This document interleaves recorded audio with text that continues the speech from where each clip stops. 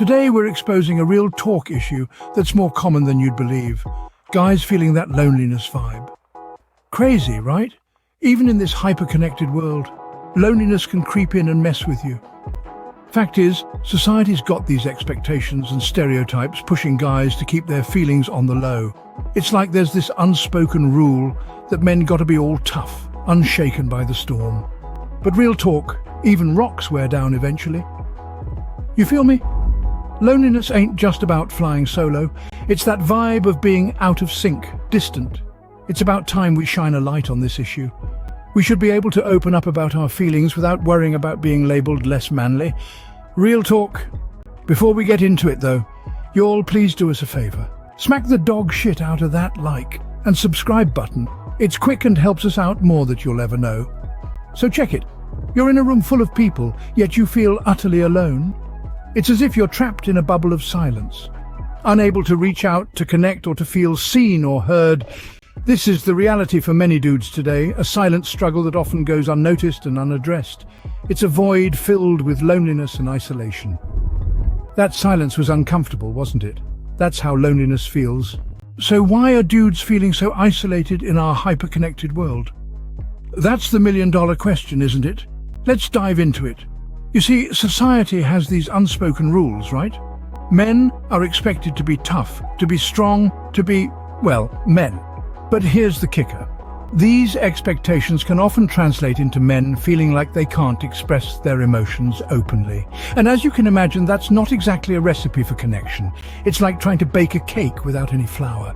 You're not going to end up with a cake, you're going to end up with a hot mess. Now, this isn't to say that men are just sitting around twiddling their thumbs and feeling sad.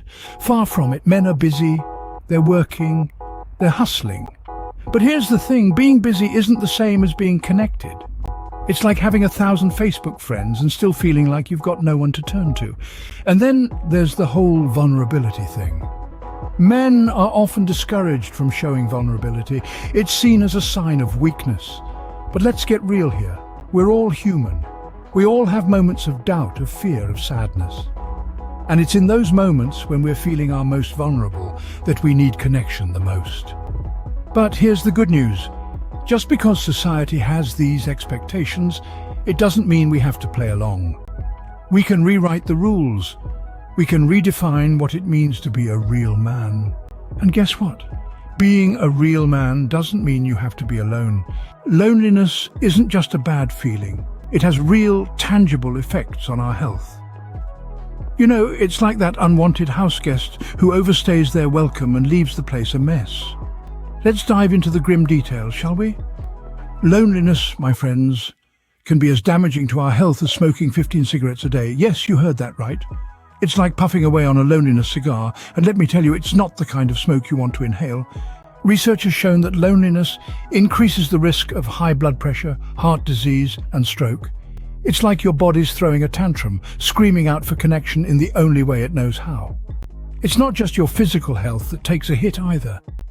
Your mental well-being is riding shotgun on this rocky road trip too.